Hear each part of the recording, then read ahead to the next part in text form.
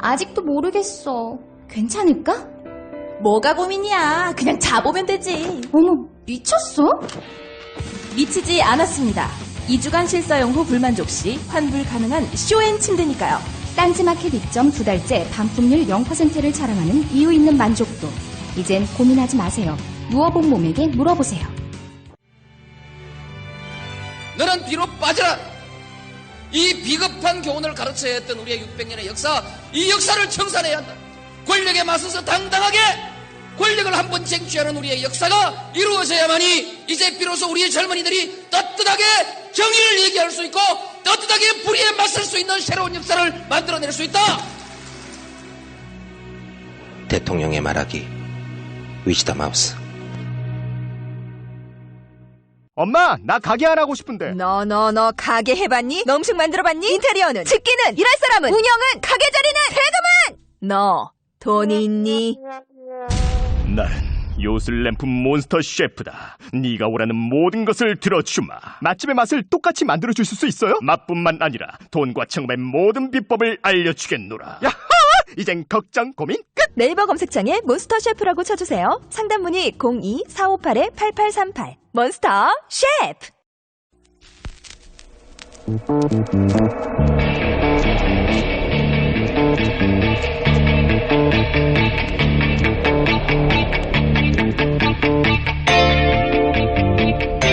안녕하세요, 김호준입니다.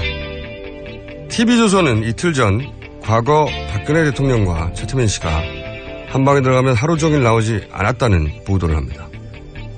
이런 보도는 청와대에 당했던 조선일보의 사심이 담긴 복수 아니냐 하는 당연한 의심을 살 뿐 아니라 국민들이 사건을 바라보는 시야 자체를 흐립니다. 세월호 사건 당시 유병헌 씨 관련 온갖 선정 보도가 모두의 시선을 뺏는 동안 정작 세월호의 실체적 진실은 모두의 관심에서 점점 멀어져 간 것처럼 말이죠. 최순실, 이미 죽은 권력입니다. 조선일보는 그 큰 힘을 이미 아무 저항할 수 없는 최순실이 아니라 그를 대체해서 새로 등장하는 살아있는 배후의 권력을 찾아내고 견제하는 데 쓰시기 바랍니다. 본인들이 바로 그 배후 권력의 일부가 아니라면. 김어준 생각이었습니다.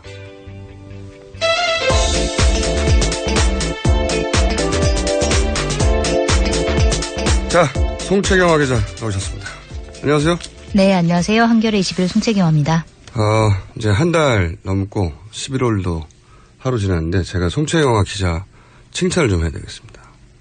갑자기 불안한데요. 네, 불안해 하세요. 네. 그 송채경화 기자가 말을 막 이렇게 떠듬는다거나 너무 빠르다거나 순간적으로 네. 또는 무슨 답변을 해야 될지 모른다거나 이렇게 이제 문자를 보는 분들이 많아요. 근데 그럴 수밖에 없어요. 왜냐하면 보통 라디오들은 말이죠. 주고받는 대본이 거의 다 정해져 있습니다. 이거는 이제 라디오를 잘 모르시는 분들은 잘 모르실 텐데 대본이 거의 있고 중간중간에 애드립이 있는 거예요. 저희 방송은 전체가 애드립입니다. 대본이 없어요. 물론 저희 작가들은 열심히 대본을 써주지만 모든 코너에 제가 깡그리 무시합니다. 보통은 이제 대본이 있으면 그중에 한두 가지 질문을 바꿔서 하거든요. 네. 저는 첫 질문부터 끝까지 다 제가 그렇게 하는 이유는 물론 그러다 보면 막 서로 버벅거리게 되죠. 저도 상대방도 서로 무슨 말을 할지 모르는 거예요. 네. 거기서 이제 말도 더듬게 되고 발음도 이상해지고 막 다른 말도 나오고 그러거든요. 그래서 매끄럽지 않게 느껴질 수 있는데 저는 그렇게 해야 된다고 생각합니다. 물론 말끔하게 진행돼서 있는 맛도 있는데 그러는 가운데 진실이 드러나는 법이거든요. 그래서 저희 방송을 듣다 보면 중독돼요. 라고 저는 주장합니다. 그리고 제 칭찬은 아닌 것 같고요. 근데 송채경화 기자가 디스인 것 같고요. 아니 이 정도 하는 게 저희 방송을 진행해 주시는 분, 인터뷰 응해 주시는 분들한테도 감사드리는 게 그걸 알고 덤비시는 거거든요. 송채경화 저도 이 정도면 굉장히 잘한다. 굉장히 잘하고 있는 거다. 네. 라고 말해드리고. 자. 기분이 근데 이렇게 칭찬받았는데 기분이 이렇게 썩 좋지 않은 이유는 뭘까요? 계속 더듬거려 보십시오. 자. 첫 번째 뉴스는 뭡니까? 네, 박근혜 대통령이 미르재단의 인사까지 손수 챙기면서 운영에 직접적으로 관여했다는 주장이 나왔습니다. 아, 이제는 박근혜 대통령이 직접 거론되기 시작했네요. 네. 그 이성한 전 미르재단 사무총장이 이제 언론 인터뷰에서 한 내용인데요. 지난 4월 4일에 안종범 수석이 먼저 전화를 걸어와서 대통령께서 사무총장님의 안부를 물으시면서 그동안 수고 많으셨다는 뜻을 전하라고 하신다. 이렇게 이제 얘기를 했다는 건데요. 그러니까 대통령이 이건 안종범 수석이 대통령을 판 거일 수도 있잖아요, 그냥. 네, 그럴 수도 있죠. 네. 그 안종범 수석 같은 경우에는 그냥 모든 증언들이 관계자의 증언들을 보면 안종범 수석이 다 뭐 대통령의 뜻이다. VIP가 관심사항을 갖고 있다. 뭐 이런 식으로 얘기를 하면서 뭐 예를 들어 뭔가를 돈을 내라고 한다던가 이런 것들을 했다는 증언이 계속해서 나오고 있는데. 그러니까 항상 이런 일이 가장 빨리 진행되려면 당연히 대통령을 팔아야 되는 건데 네. 그렇게 했다는 거고. 네.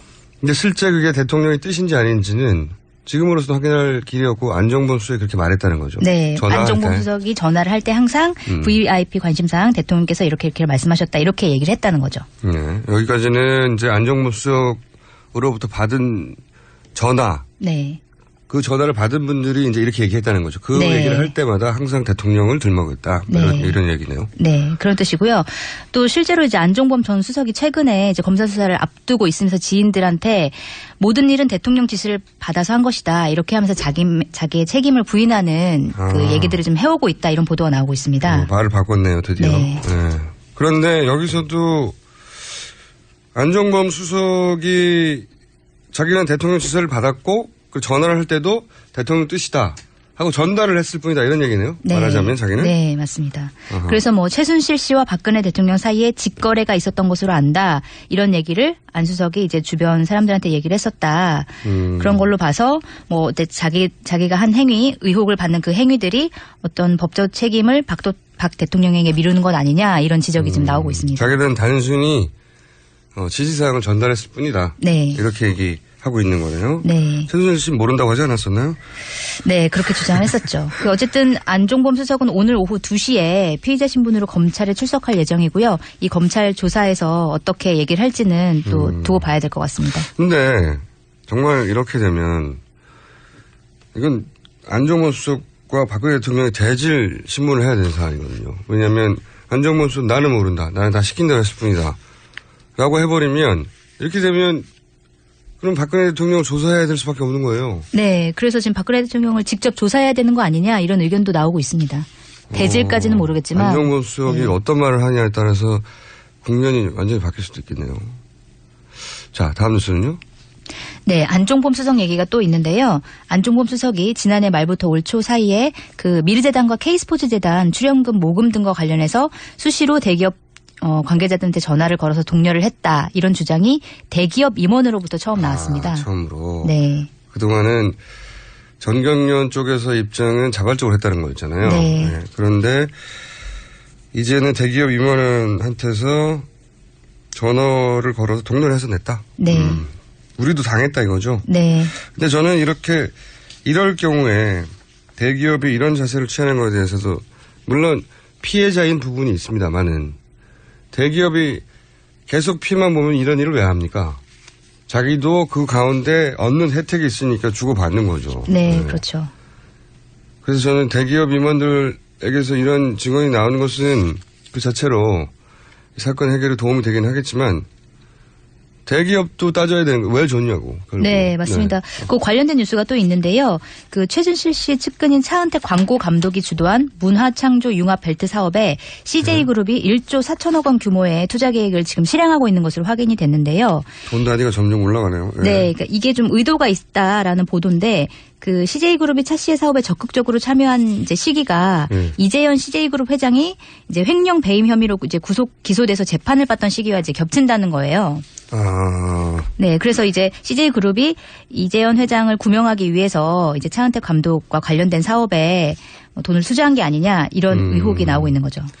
전체 그림을 다시 그려보면 특정 그룹의 사실은 우리나라 재벌들 중에 이렇게 털어서 기소하려고 마음먹으면 못할 것도 없거든요. 네. 그런데 특정 기업을 기소한다. 그리고 감옥으로 보낸다. 이렇게 목줄을 쥐고 어떤 사업에 대해서 투자를 하라고 한다. 그래서 투자를 받는다. 그리고 풀어준다. 실제 회장은 특별 사면 됐죠. 네, 지난 8월에 광복절 특별 사면으로 나왔죠. 이런 그림인 거죠. 말하자면. 근데 또 이렇게 가두고 풀어주고 하는 딜로만은 사실은 이 관계가 오래 유지될 수 없잖아요. 그 이상. 그리고 나서 또 먹거리도 준다. 네. 이런 수단고리가 이어져야 이런 관계가 맺어지죠. 그러니까 재벌들이 볼멘 소리만 할 것 저는 전혀 아니라고 보고. 근데 이제 저는 이제 이 사건이 점점 윤곽을 드러내면서. 네. 아, 이게 진짜 최순실 씨가 국정을 했다라고 농담이 아니라 생각이 네. 드는 게 그림 보면 이렇잖아요. 창조 경제. 네. 이게 사실 박근혜 정권의 브랜드예요. 경제 정책에. 그렇죠. 브랜드를 만들고 그다음에 그 정책 아래에 예산을 책정합니다. 거기다 힘을 계속 썼다는 거 아닙니까? 그리고 거기다가 자기 사람을 꽂아요. 또는 그 사업으로부터 혜택을 받을 재단을 만들어요. 자기 돈을 안 만들죠, 다. 처음 우리가 알게 된 건 이 중간 과정만 알게 된 거잖아요. 재단에 네. 돈을 모았다, 압력해가지고. 그리고 그 재단에서 특정 회사와 계약을 합니다. 그리고 그 특정 회사에서 나온 돈을 독일로 보내요. 뭐 이런 거잖아요. 아, 참네. 대단하네요. 네, 대단합니다. 자, 그 다음에는 어떤 뉴스입니까? 네, 또 대기업 관련된 뉴스가 하나 더 있는데요. 그 삼성이 최순실 씨와 그의 딸 정유라 씨가 독일에 설립한 스포츠 컨설팅 업체 비덱이라고 있었죠. 이 비덱에 35억 원을 송금한 사실이 확인이 됐습니다. 별로 놀랍지 않은데 네. 이 돈은 어디 쓰인 돈이라고 삼성이 그럽니까? 삼성은 갑자기 자기네들이 승마협회 회장사를 떠맡게 되면서 말 관리와 선수 육성 등의 컨설팅 비용을 승마협회 차원에서 지급한 거다. 이렇게 주장을 하고 있고. 근데 그럼 이 돈은 이제 말 관리 선수 육성을 위해서 한 거다, 승마협회에서. 네. 이 돈의 혜택을 받는 사람은 몇 명입니까, 그러면?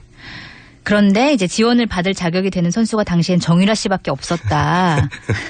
라고 얘기를 하는 거고요. 이런 해명을 그리고 믿으라는 겁니까, 이제? 그래서 최순실 씨를 위해서 돈을 줬다라는 것은 관계없는 얘기다라고 얘기를 하는데, 네. 네, 그러니까 선수 육성을 위해서 우리가 지급한 거다.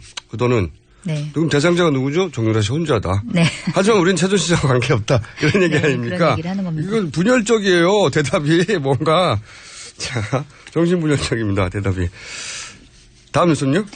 네, 최순실 씨가 무기 로비스트 린다 김과 2000년대 이전부터 오랜 친분을 유지하고 있다라는 이제 증언이 잇따르고 있는데요.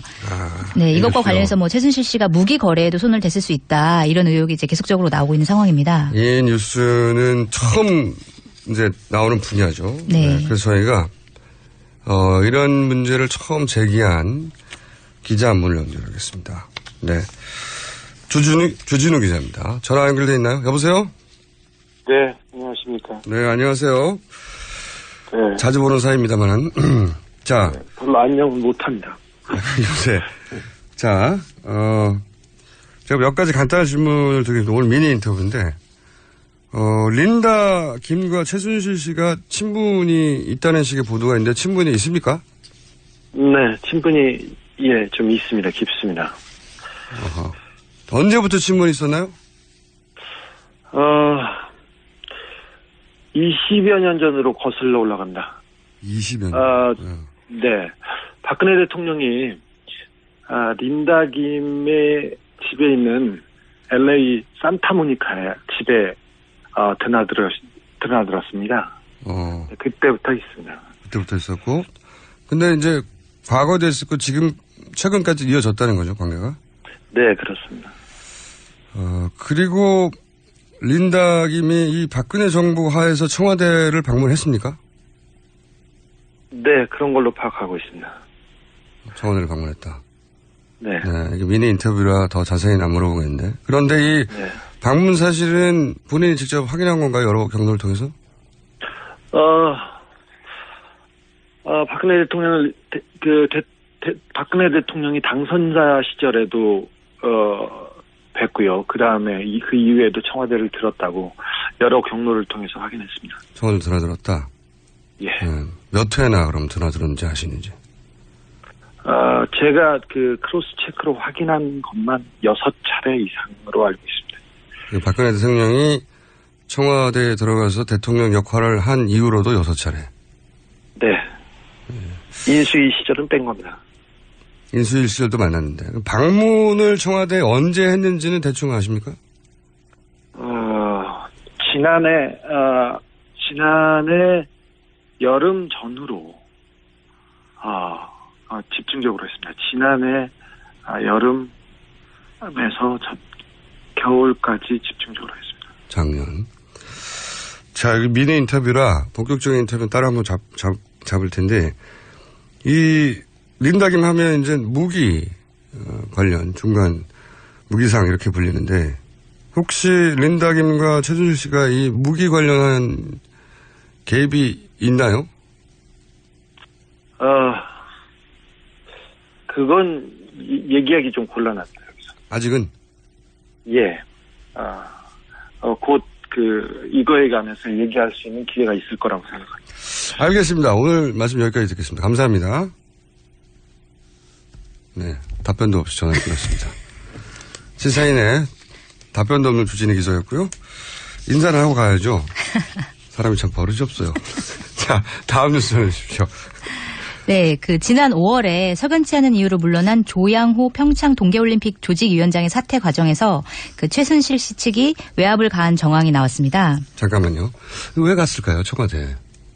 린다김이요? 네, 기자가 이 정도로 전화로 갔다고 말할 정도고 6차례 수치를 말할 정도면 네. 확인했다는 거거든요. 여기까지는 네. 자기 보호 때문에 말하기 쉽지 않아요, 이런 거는. 근데 왜 갔을까요?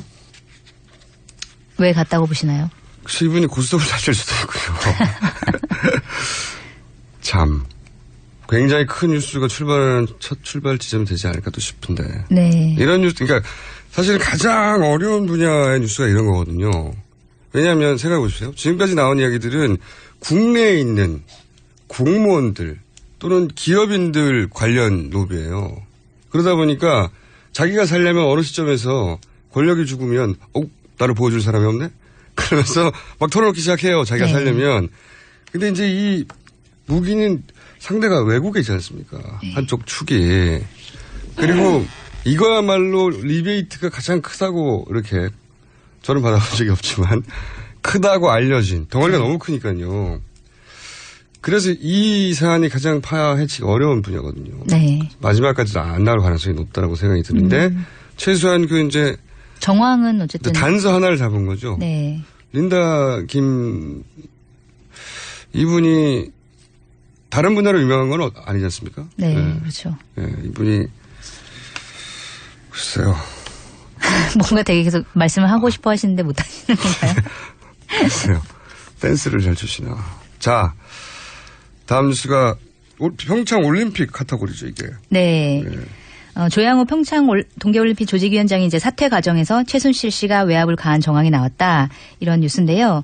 그러니까 이제 평창 올림픽 관련해가지고 뭐 차은택 씨, 최순실 씨 해가지고 각종 이권 사업을 벌였다 이런 내용들이 이제 많이 나왔는데. 막 터지기 시작했죠. 예. 네. 그런데 이제 조양호 위원장이 걸림돌이 됐다. 이 이권 사업을. 왜 걸림돌이 됐답니까? 그런 보도인데 왜냐하면 이제 조 위원장이 각종 용역이나 컨설팅 프로그램에 대한 결제에 대해서 굉장히 엄격한 잣대를 적용했고 그러면서 이제 그 잣대에 맞지 않으면 사인을 거부했다고 하는데 그게 이제 해고로 이어진 것 같다 이런 얘기가 나오고 추정이 있습니다. 가능하다. 네. 그러니까 조직위원장이 갑자기 물러났는데 그 압력을 행사한 사람은 당시 장관이었던 걸로 알고 있고. 네. 김종덕 장관이 불러서 사퇴하라고 네, 직접 얘기한 걸로. 김종덕 장관도 문제가 많죠 지금. 네. 네. 장관이 사퇴하라고 했는데 근데 그 이유가 조 위원장이 굉장히 용역이나 컨설팅 결제를 엄격하게 했다. 네. 그래서 당연한 거거든요.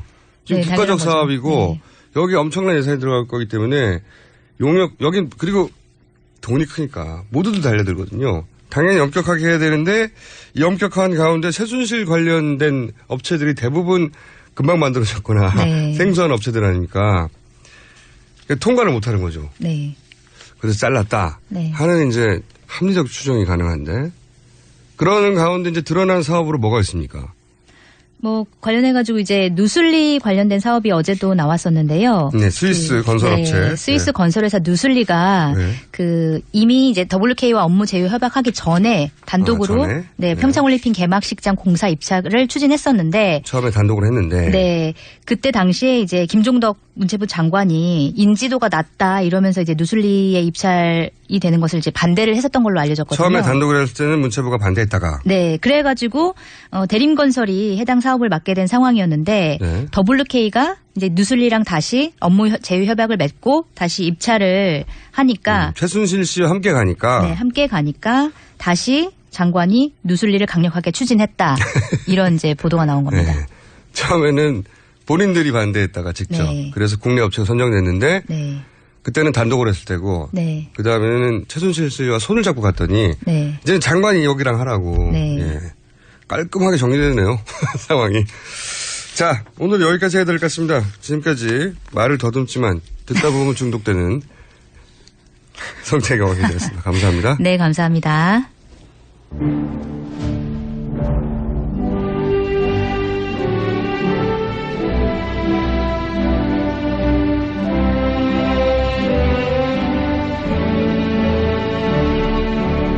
친애하는 국민 여러분 많이 하십니까?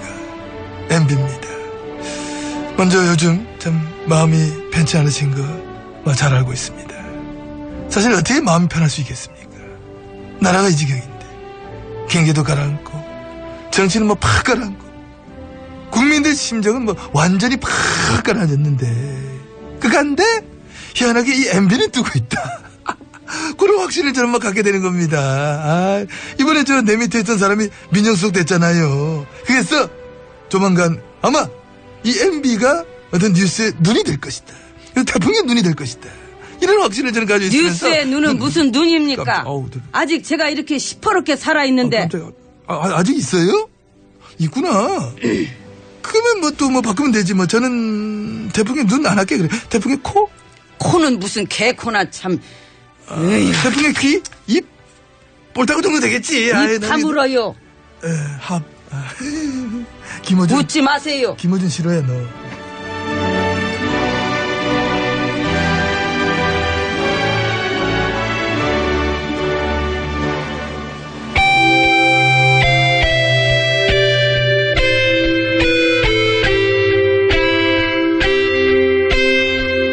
항상 나라를 생각합니다.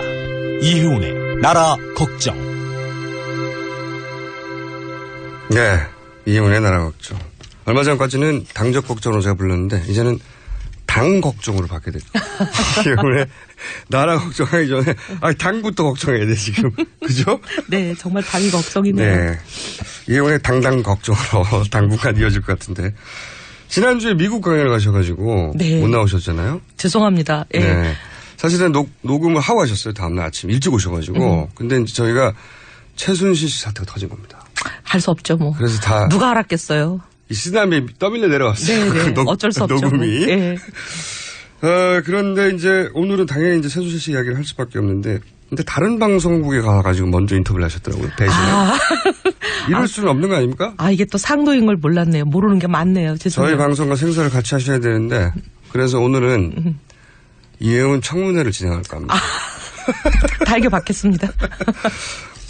왜냐하면 이제 다른 방송 진행자들은 도저히 할 수 없는 질문들이 저한테는 있어요. 왜냐? 그분들은 이혜훈 의원의 정치 초년병 시절을 모르거든요. 저는 걱정됩니다.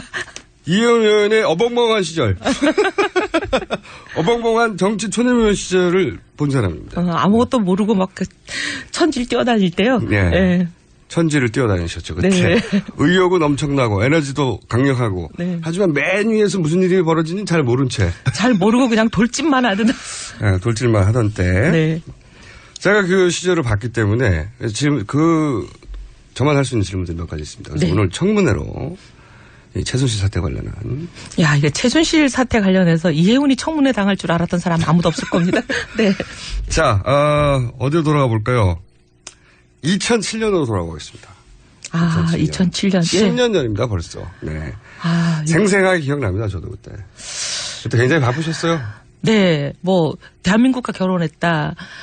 부모도 없고 자녀도 없는 내게 남은 것은 오직 애국밖에 없다 이러시는 이제 박근혜 대통령 후보죠 그때는 후보의 말씀을 믿고 최전선에서 열심히 뛰고 그렇죠. 있을 때죠. 완전 친박입니다. 완전 친박이었고 또 같은 여성이라서 다른 남성 의원들은 접근할 수 없는 거리까지 같이 접근해서 항상 같이 계셨고 목욕탕은 같이 안 갔습니다. 네, 그때 사실은 이혜원 의원이 BBK 저격수 역할을 했어요. 잘 모르시겠지만 저는 압니다. 그래서 그때 미국도 가셨고 막 김경준도 만나고. 미국은 안 간 오보였어요. 그래요? 김경준 MB가 아니고 친박들이 저를 음해한 걸로 드러났잖아요. 그래요? 간 사람은 그 유영아 씨 그리고 홍문종 씨 두 분이었는데 저한테 가지는 않았죠. 하여튼 뭐 그렇다 치고. 네, 간 걸로 보도가 됐었고. 간 걸로 뭐 저한테 다 보도하고 뒤집어 씌웠죠. 그리고 이제 어쨌든 저격수 역할을 하신 건 그게 이제 저한테 공천 안 주려고 일부러 그분들이 그런 거죠. 친박들이. 저격수 역할을 하신 건 맞고요. 맞고요. 네, 맞고요. 그리고 또 반대로 당연히 당시 이명박 대통령 쪽에서는 또 이쪽을 공격했어요. 이쪽에서는 BBK로 공격했고 이쪽에서는 이제 지금 터지고 있는 박근혜, 최태민, 최순실, 정윤회 이런 파일들이 돌았습니다. 그때. 맞아요. 네, 맞아요. 파일을 돌았습니다. 김혜우 씨라는 분이 막 기자회견도 하고. 기억납니다. 그때 2007년 6월 17일. 날짜까지 기억하세요? 63빌딩에서. 난리가 났구나. 63빌딩에서 이런 질문을 해야 돼요. 당시 최태민 씨의 전행을 얘기하면서 그때 뭐라고 그랬냐면 제 말이 아닙니다. 그분의 말? 네, 그때 파일 제목이 최태민에게 놀아난 박근혜라는 파일이 있었어요. 본 기억나시죠? 저는 우리 직원들한테 보지 말고 무조건 회수해서 파기하라 막 그랬죠.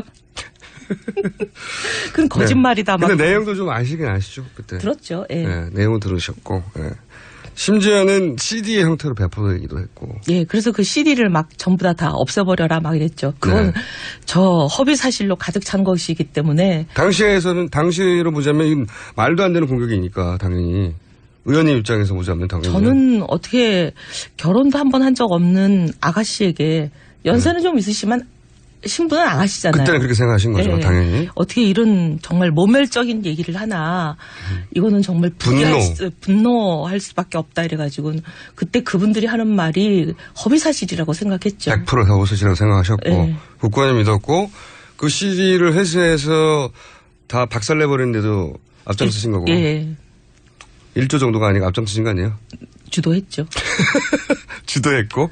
그래서 여의도에서 그 CD가 사거리 사라지는데 역할을 하셨고. 사실 그때는 이쪽 진영에서 저쪽 공격을 막아야 되는데 더군다나 그 공격이 말도 안 되는 공격이니까 당연히 없애버려야 되는 거죠. 이름이 박광 씨였던 걸로 기억하는데 국정원의 현직 팀장이었던 것 같아 제 기억에. 하여튼 그런 분이 국정원 내부에 있다는 박근혜 파일을 들고 나와서 막 그걸 이제 공개도 하고 막 언론에도 흘리고 막 그거를 마구 배포하고 막 이래서 제가 국정원에 항의 방문도 하러 가고 막 그랬던 기억이 나요. 네, 제가 묻지도 않았는데 막 폭탄도 던지시고 사방에 폭탄이 터지고 있습니다. 아니 이거 다 그때 보도 났던 거예요. 네, 자 폭탄 막 이렇게 터졌고요. 정문에 다 계속 진행하겠습니다. 근데 그때 김호 당시 그런 파일을 뿌리고 CD를 뿌리고 기자회견을 했던 분이 김혜호 씨라고 나중에 이제 목사라는 칭호를 제가 들었는데 그분이 진짜 목사인지는 제가 확인한 바가 없어요. 사이비 교주라고 저는 생각했어요. 그때 당시에는 당연히. 예. 근데 그분이 결국은 징역 6개월 살고 나중에 집행유예로 나갔습니다. 나갔는데 그때 이제 김혜호 목사의 입으로 뭐라고 그랬냐면 박근혜 전 대표는 최태민과 최순실 꼭두각시다. 그때는 경청동지할 멘트죠 이게. 그래서 절대 믿지 않았죠. 네. 그리고 이제 10년이 지났습니다. 그 사이에 가장 최측근 친박에서 어느 날 갑자기 이유도 모른 채 떨려나가지 않습니까? 네. 제가 첫 번째 묻고 싶은 것은 그때. 물론 초년병이고 최전선에 서 있어서 맨 위에는 무슨 얘기가 돌아가는지 잘 몰랐지만 그때 누군가가 있다. 이런 생각은 하긴 하셨죠. 뭔가 비선이 있는 거 아닌가 그런 생각은 했죠.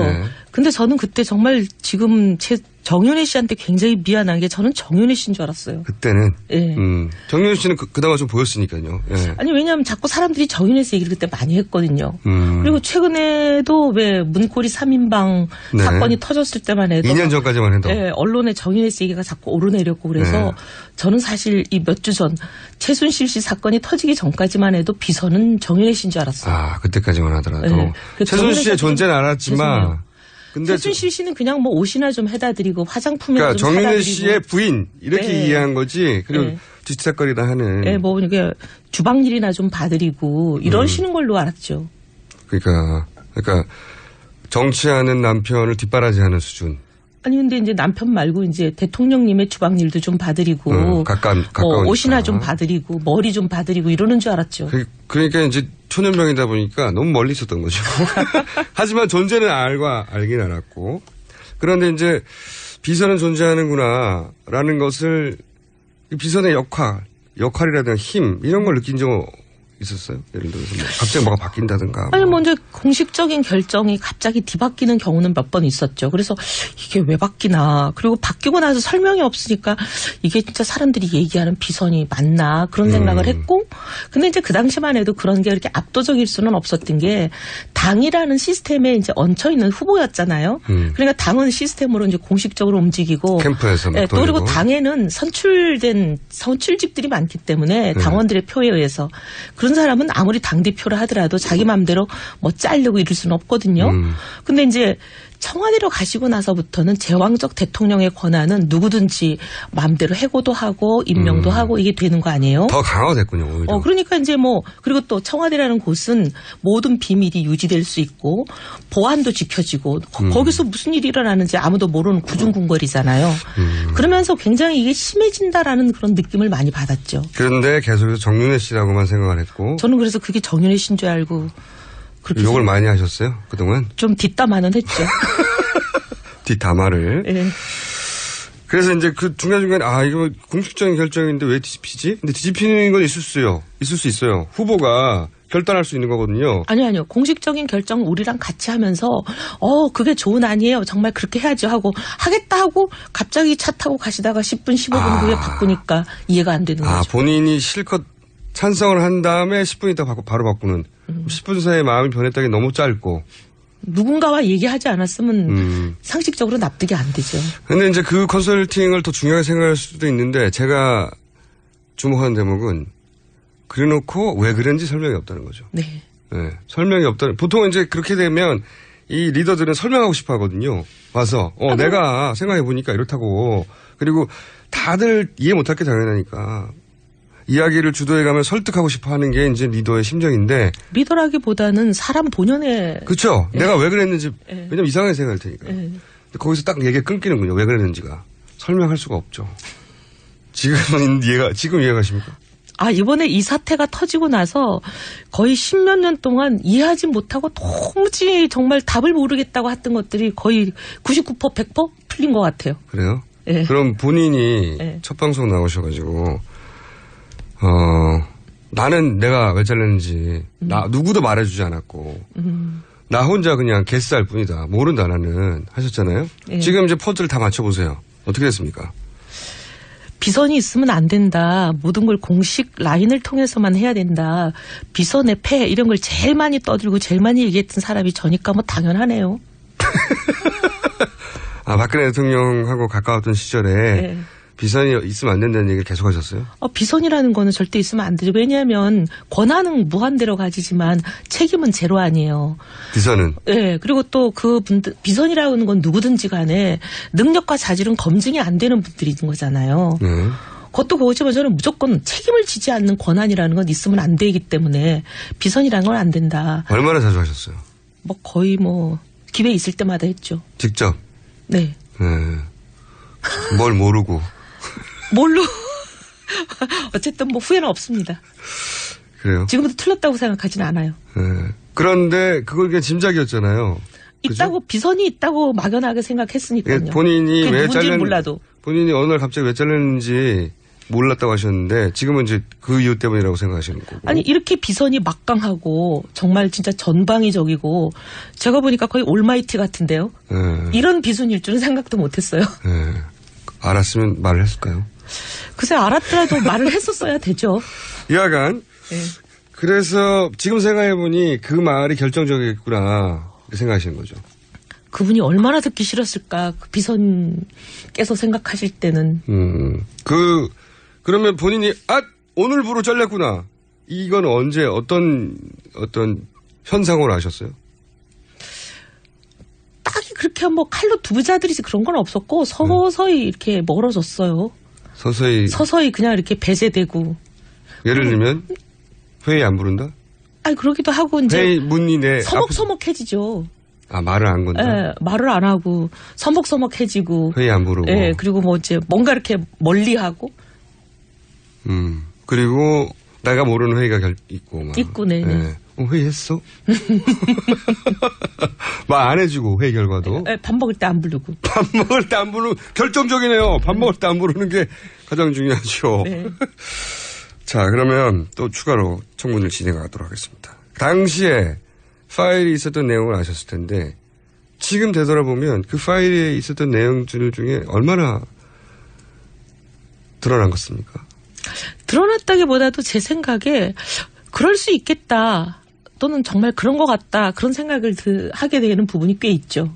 아직도 그 파일이 있던 것 중에 세상에 이렇게 막 지금은 이제 그 경제적 비리 이쪽 분야에 굉장히 초점이 맞춰져 있고 또 최태민 씨하고 과거 얘기 여기까지 거슬러 올라가 있는데 그 파일을 보신 분으로서 이제 거기 있던 게 다 나왔나요? 다 나오진 않았죠? 그럼요. 그렇죠? 다 나오기는요. 다 안 나왔죠? 네. 그 파일에 있던 것 중에 얼마나 나왔어요? 자, 1번 10% 이하, 2번 50% 가까이, 3번 90%.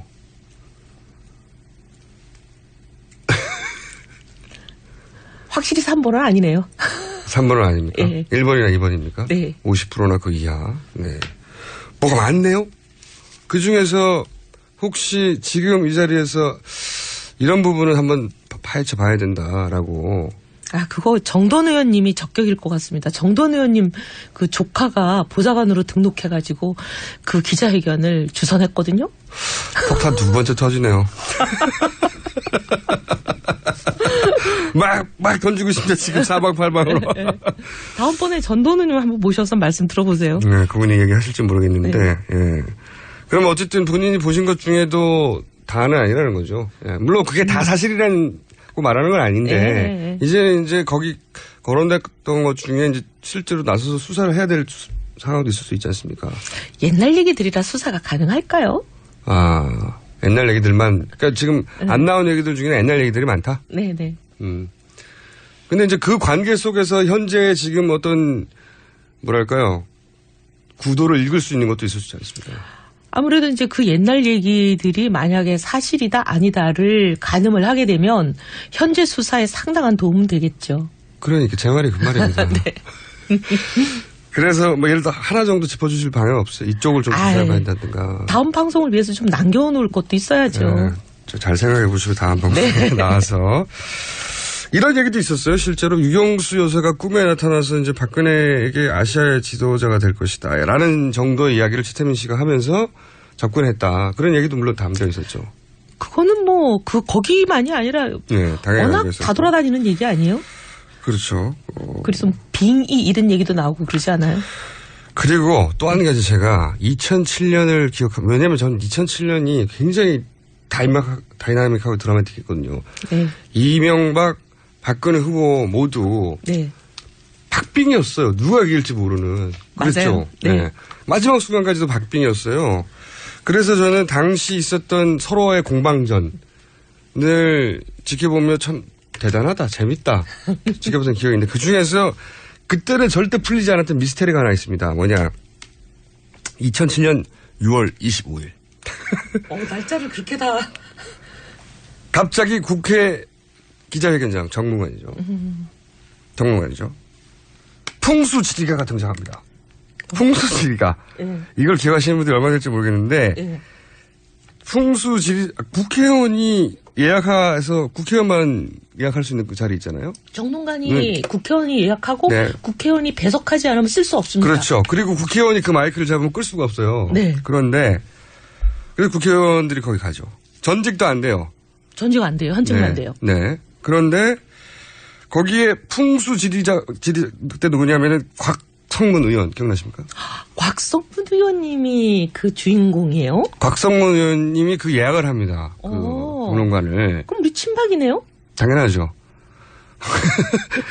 그때 네거티브도 담당하셨던 분으로 제가 기억하는데 일정 정도. 네. 근데 이분이 예약을 하고 이분이 예약하려는데 갑자기 이분이 아니라 곽 의원이 아니라 곽 전 의원이 아니라 풍수 지리가 갑자기 나타나더니 무슨 얘기를 하냐면 대운하를 파면 이제 친박 쪽에서 공격하는 거죠. MB 캠프의 대표적인 공약이 대운하니까.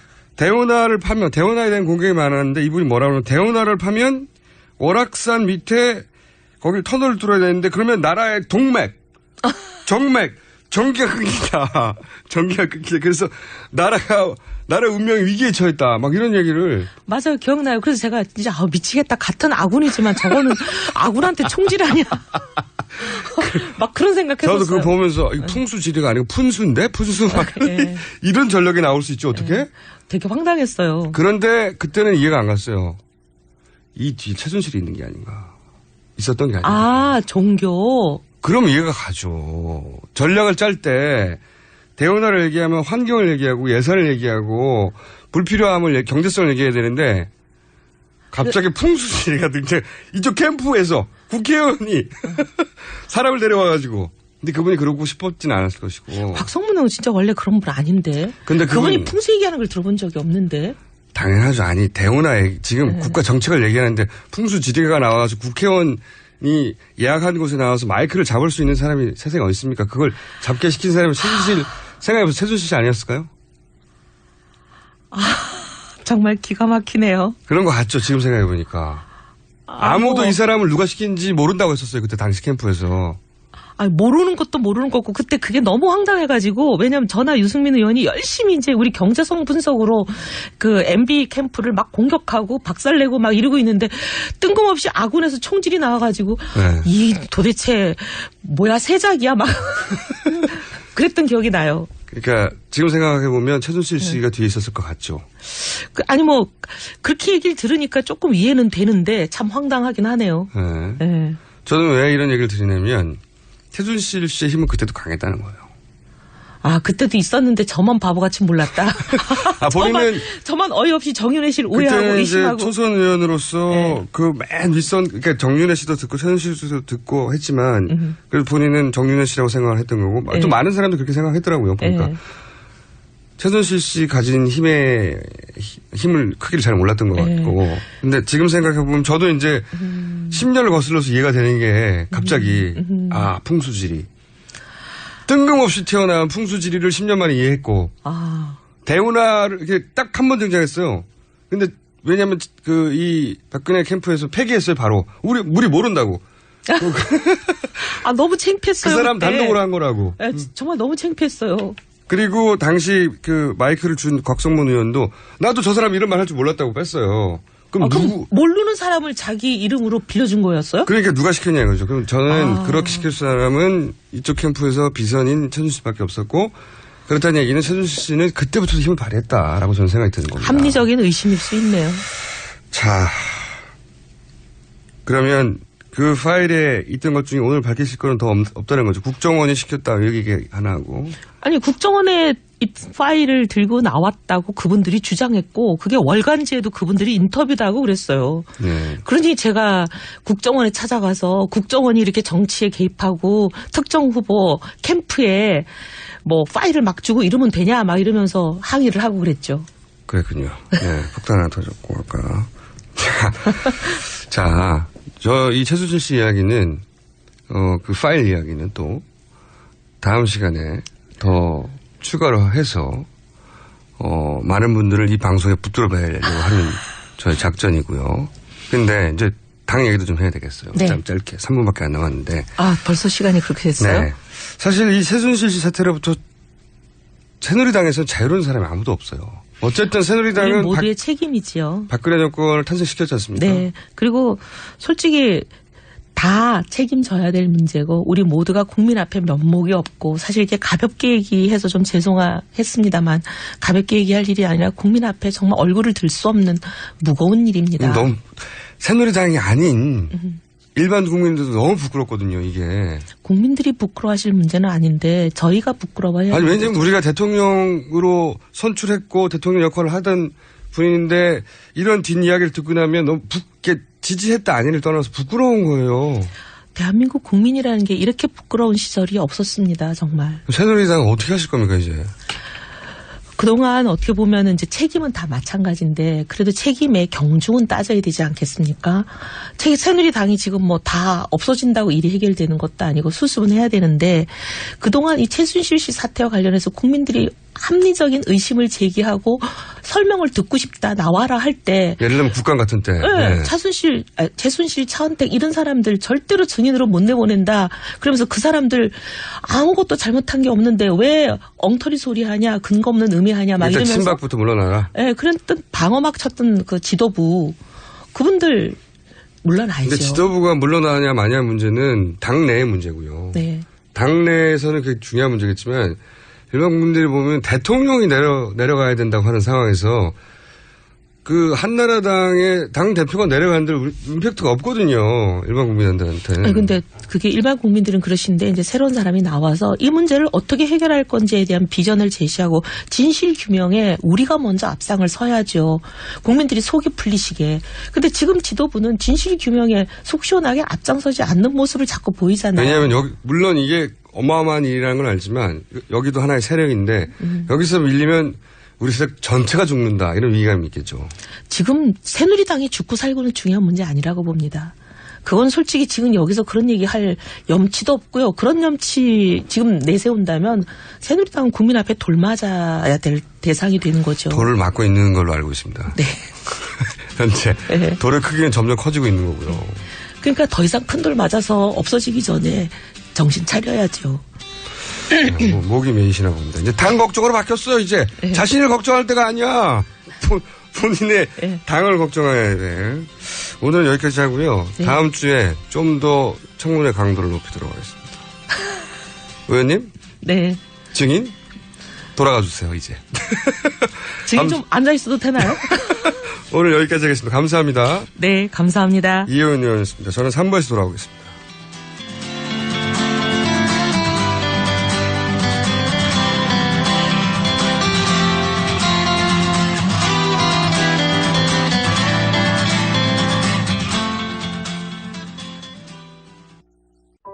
어머니 또 감기 드셨어?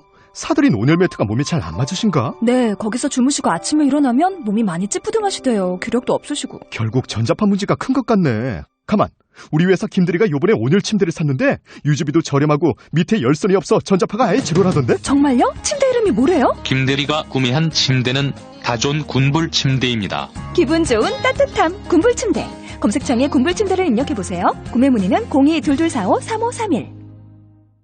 지나간 것은 안녕하세요. 무연 두 도시 이야기를 연출한 감독 전인환입니다. 노무현 대통령에 대한 최초의 다큐멘터리 영화 무연 두 도시 이야기는 10월 26일 개봉한 이후 전국에서 다양한 관객분들을 만나고 있습니다. 하지만 아직까지 굳게 닫혀있는 멀티플렉스와 대형 극장의 문을 열기 위해 여러분의 도움이 절실히 필요합니다. 이 영화가 우리가 사는 세상을 변화시킬 작은 불씨가 되길 기원합니다.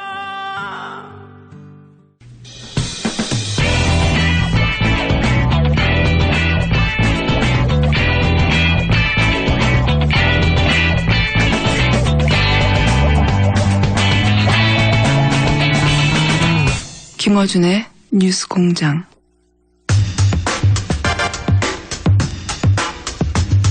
자, 법들 합시다. 양지열 변호사, 불멸의 변호사 나오셨습니다. 안녕하십니까? 네, 안녕하십니까? 네. 불멸 얼마나 하나 봅시다.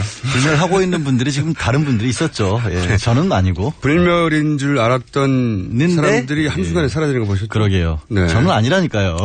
자, 최순실 씨 사건을 당연히 다뤄야 되는데 이게 전방이라서 어디서부터 너무 많죠. 네. 예, 검사원 20명이 들어간 사건이니까. 자, 일단 여기서부터 한번 여쭤볼게요. 긴급 체포가 됐습니다. 네. 그렇죠? 긴급 체포가 되고 나서 이제 취조를 받고 있는데 계속해서 취조를 받는 과정에 이 카메라를 영상 녹화 영상 녹화를 껐다. 이래가지고 이제 아니 검사를 믿을 수 있느냐, 검찰을 믿을 수 있느냐 이런 얘기가 이제 막 나오고 있잖아요. 그러니까 검찰에 대한 신뢰가 얼마나 떨어졌으면 이런 걸 가지고 언론에서도 지적을 할까 싶은데요. 네. 일단 법적으로 할 수 있다. 그렇죠. 그러니까 강제 조항은 강제 조항은 아니고요. 두 번째는 이거를 도입한 취지가 이게 원래 조사받는 사람을 위한 거거든요. 네. 폭행당하고 그럴까 봐. 그렇죠. 네. 과거에는 사실 불과 한 20여 년 전까지만 해도 취조하다가 정말로 때리는 일이 있었잖아요. 네. 그러니까 그런 거 막으려고 한 거지 보호해 주려고 하는 장치는 아니에요.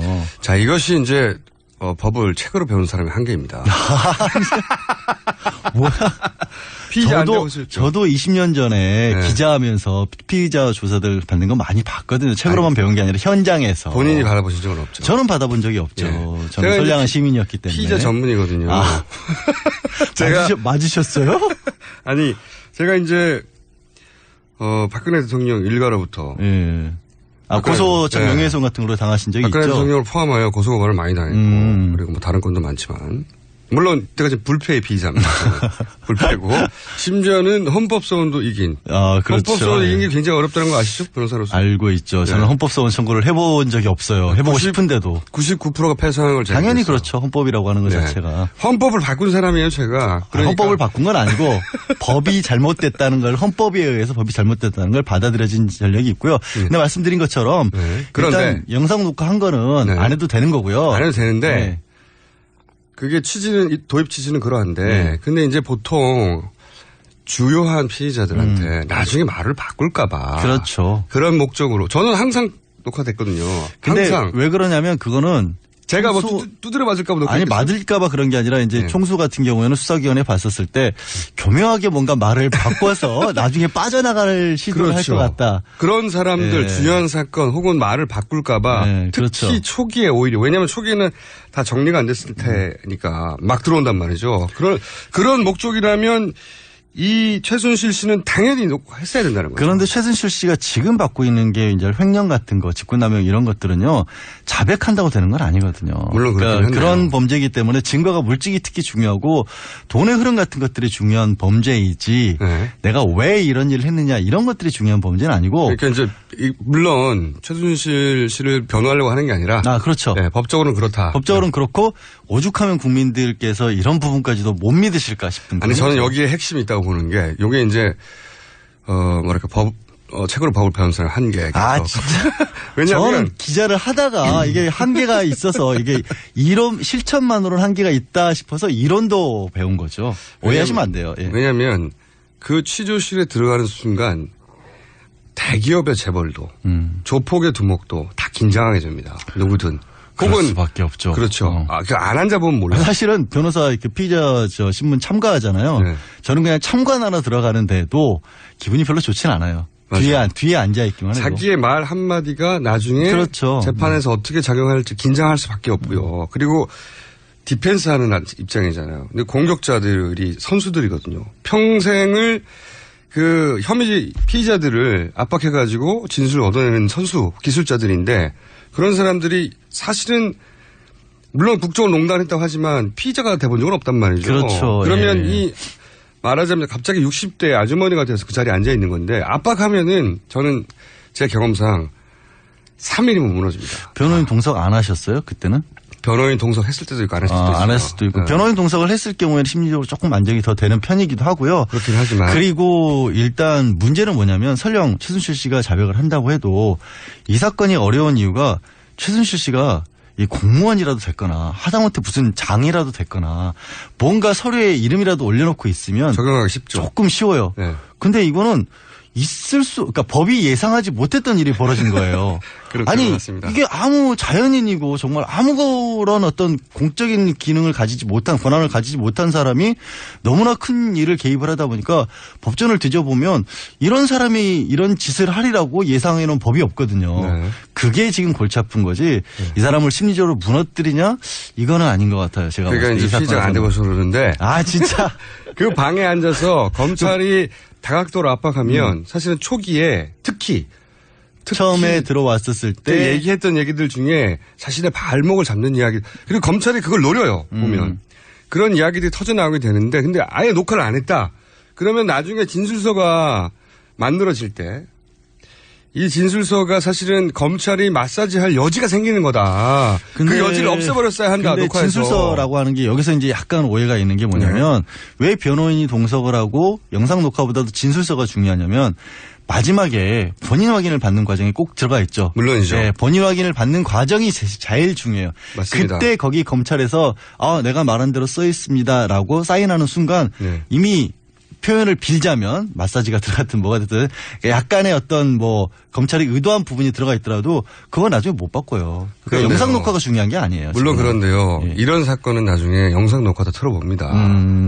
예를 들어서 법원에서 명령해서 좀 들어보자 하는 경우가 있거든요. 근데 이런 경우에는 도대체 그날 무슨 얘기를 했는지 도저히 검사들 제약은 알 수가 없는 상황이 되는 거죠. 변호인 앉아 있었잖아요.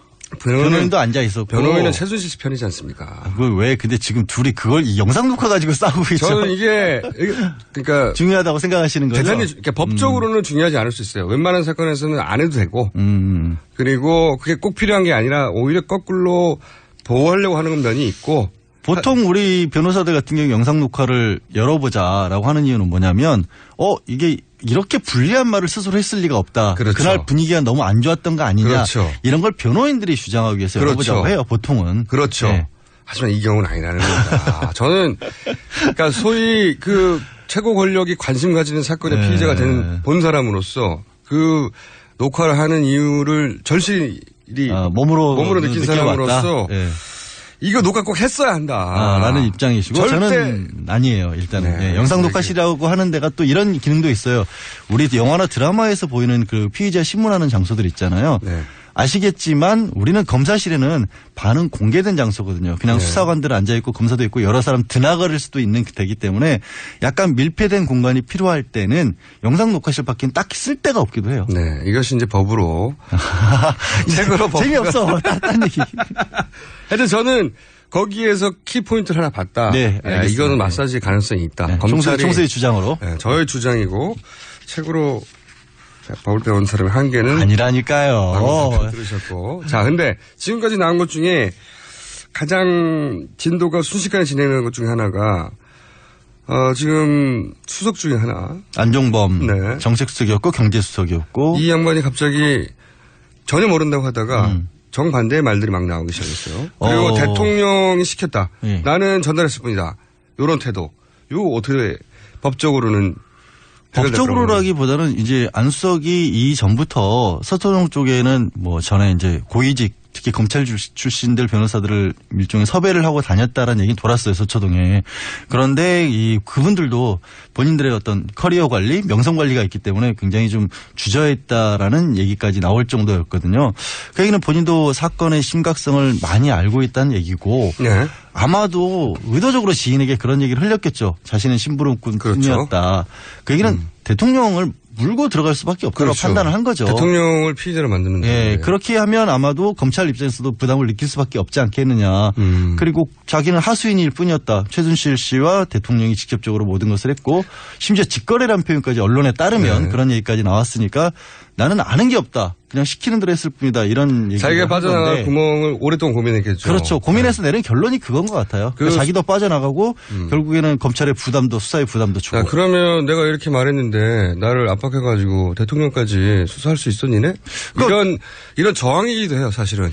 검찰은 지금 형사소추를 할 수 없다. 재직 중에는 형사소추할 수 없다는 헌법상의 그런 조문을 들어서 대통령에 대한 조사는 못한다는 식으로 얘기를 하고 있지 않습니까? 애초에.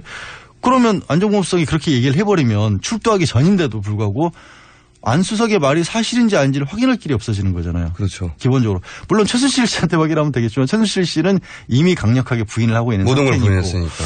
그러니까 좀 어려움에 빠지겠죠. 근데 지금 최순실 씨 아시겠지만 영장 청구를 오늘 밤까지는 해야 하는데 안종범 수석의 말이 굉장히 중요하거든요. 최순실 씨가 받고 있는 현재로서는 횡령 쪽을 받고 있으니까.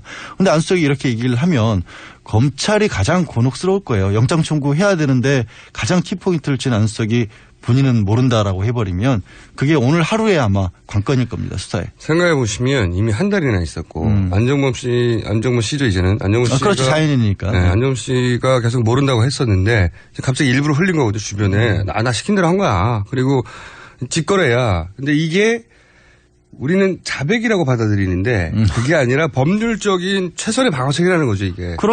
저희가 봤을 때는 상황 판단을 그렇게 한 것 같고 안수석 본인에 대해서는 어쨌든 국정감사 나와가지고도 위증돼 있잖아요. 최순실 씨 모른다. 그런 건 싸지 않습니까? 표현이 그렇게 싸요. 그런 건 형량이 낮다. 뭐 이런 표현을 좀 씁시다. 그거는 처벌이 약하다. 뭐 이런 사안은 그냥 싸다고 해요. 가격이 참 저렴하다. 예. 본인이 받게 될 치료될 대가가 굉장히 낮은 거죠. 예, 알겠습니다. 예. 네.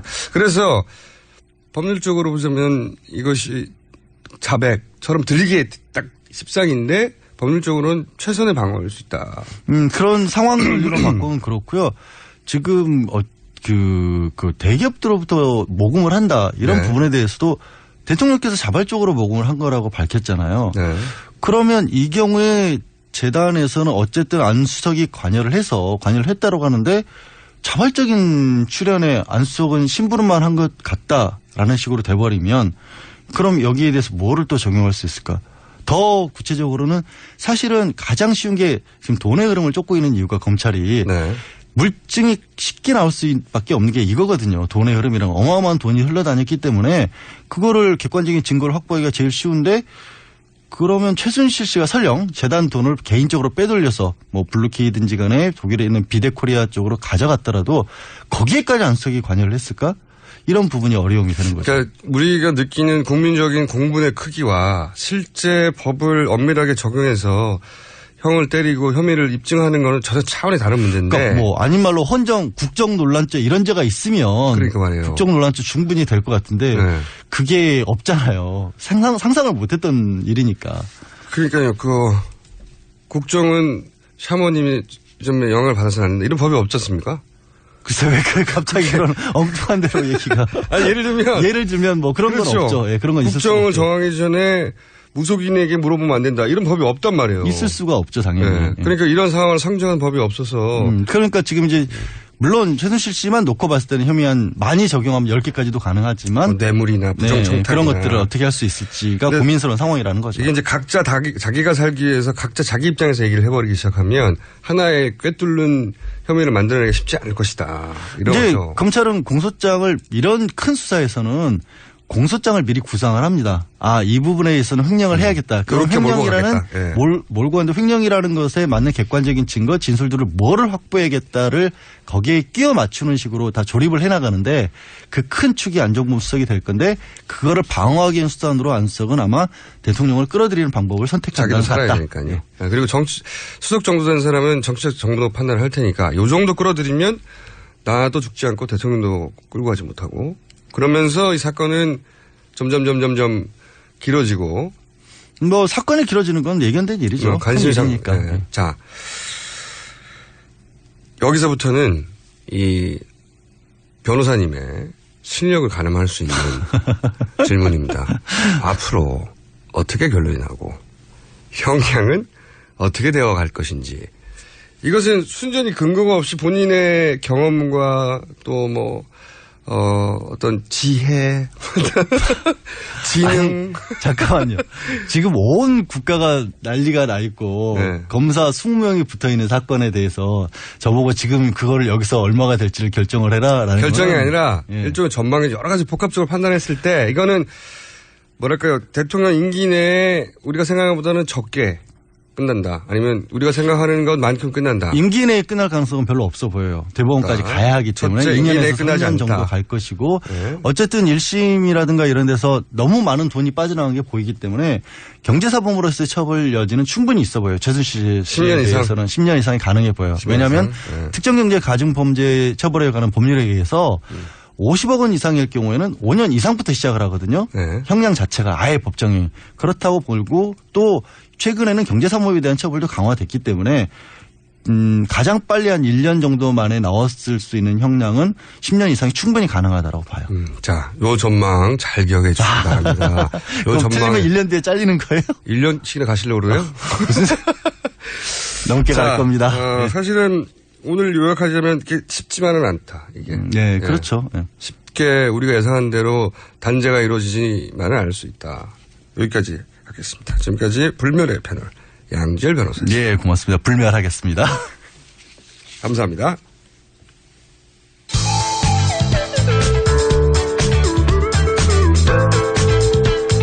법 없이도 살 사람 김어준입니다.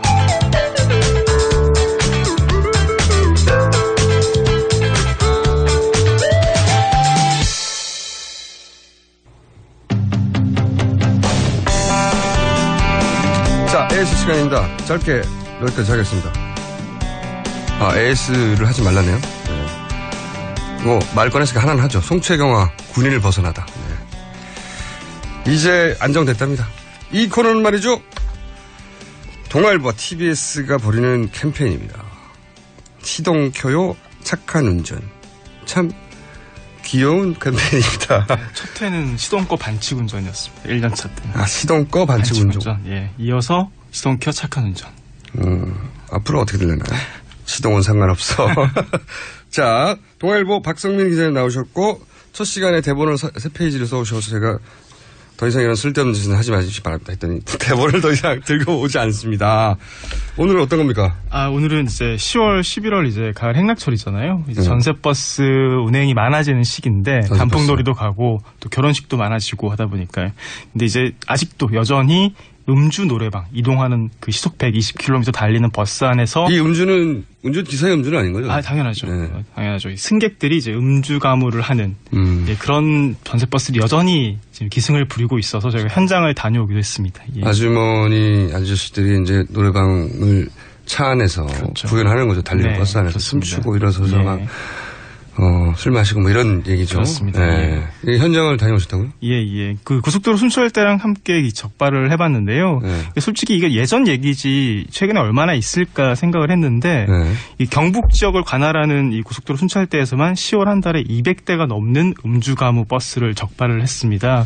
10월 한 달 동안 적발한 것만 200대가 넘습니다. 올 한 해가 500대가 넘고요. 그러니까 경북 지역에서만입니다. 자, 이거를 적발하는 이유는 어떤 이유죠? 일단 이런 음주가무 행위가 운전자들의 운행을 방해하기 때문에 사고를 일으킬 수가 있고요. 운전자의 집중력을 스트레스입니다. 그렇죠. 그리고 만약에 급정거라든지 돌발 상황이 있을 때 이분들이 다 서 있잖아요. 안전벨트를 매지 않기 때문에 치사율이 높아지는 거죠. 승객의 위험도 있다. 그렇죠. 두 가지 이유 때문입니다. 그거는 맞는 이야기고요. 근데 저는 또 한편으로는 어떤 생각이 드냐면 이분들이 예를 들어서 해외 호화 골프 여행을 떠난 게 아니란 말이죠. 수백억씩 쓰고 뭐 이권을 다투고 지금 최순실 씨 사건에 비하자면 참 귀여운 어떤 의미에서는 위반인데 이걸 양성할 수는 없을까 하는 생각이 문득 들었어요. 뭐냐면 운전자하고 차단해요. 운전자는 소리가 안 들려 방음이야 뒤에. 그러니까 달리는 노래방 버스가 생긴 거예요. 대신 그분들도 일었을 때 안전벨트 특수 제작해가지고 안전벨트를 했는데 일어설 수가 있어. 아니면 순체 안전벨트를 해줘. 그런 만들어서 그렇게라도 해야 되는 게 아닌가 싶어요. 이 정도도 스트레스를 못 푸나. 물론 개인이 차 안에서 무슨 행위를 하는 거에 대해서 법적으로 강하게 규제할 수는 없겠죠. 우리도 이제 차 안에서는 노래도 크게 틀고 소리도 지를 수 있지 않습니까? 기차 안에는 노래방이 있거든요. 근데 기차 안에는 이제 지금 말씀하신 그런 위험이 없다는 거예요. 레일을 달리는 것과 도로를 달리는 것과는 차이가 크고요. 지금 상황에서는 안 된다는 건 저는 충분히 이해가 가는데 기왕에. 근데 스트레스를 꼭 도로 위에서 시속 120km 달리는 동안에 풀 필요는 없지 않습니까? 이미 스트레스를 풀러 다녀오는 길인데. 모르시는 말씀인데 그때밖에 오가는 와중에 그때 기분이 업된 거예요. 그때밖에 돌아가면 또 일해야 되고 뿔뿔 흩어져야 되잖아요. 그러니까 그 짧은 시간 하는 건데 안전이 문제다. 그러면 지금 동아일보에서 그런 걸 좀 만들어주세요. 달리는 노래방 버스를 개발하자. 개도만 하지 마시고 사람들이 가진 욕구를 해결해주는 방향으로. 좀 무책임한 발언이 아닌가 싶습니다. 아니죠. 그런 버스 있을 수 있습니다. 얼마나 안전한가. 그런 분들이 그럴 땐 흥을 느낄까요? 그러면 그렇게 벨트를 매고 이렇게. 최소한 그분들이 이런 상황에서조차 그 흥을 풀고 싶어하는 욕구를 다 이게 안 된다. 절대로 하지 마라. 안전 때문에 다 맞는 얘기는 한데 안전 때문에 하는데 개몽 여기까지 해서는 단속이 될 거라고 보십니까? 안 됩니다. 이 욕구는 영원히 살아있어요. 사람들이 흥하고 싶고 놀고 싶고 즐기고 싶은 욕구는 그러니까 굳이 우리나라에서만 이렇게 이런 버스를 허용하자라고 하는 게 이제 말이 안 되고요. 이게 전 세계에서 이제 국내에 오면 놀란답니다. 이런 버스들 고속도로 다니다 보면은 뭐 형광 불빛이 번쩍이고 사람들이 들썩이고 그러니까 있고. 밖에서는 보이지 말아야 되죠, 당연히. 보이지 않으면 단속이 안 되기 때문에 더 위험한 거죠. 그러니까 단속할 필요 없이 아예 버스 자체를 그렇게 만들자는 거죠. 안전하게. 그래서 예를 들어 이런 거 버스 뒹굴었어. 안에가 회전이 돼. 아예. 턱으로. 제 상상력이 웃기긴 한데요. 근데 제 말의 핵심은 단속만으로 계몽하는 것만으로 이런 요건 사라지지 않기 때문에. 물론 단속만이 능사가 아닌 게 이 단속에도 문제가 있습니다. 일단은 이 노래방 기기를 단속하는 게 지자체인데 작년에 서울시에서 1000대를 단속을 했더라고요. 그런데 노래방 기기 설치한 게 30대밖에 발견을 못했고요.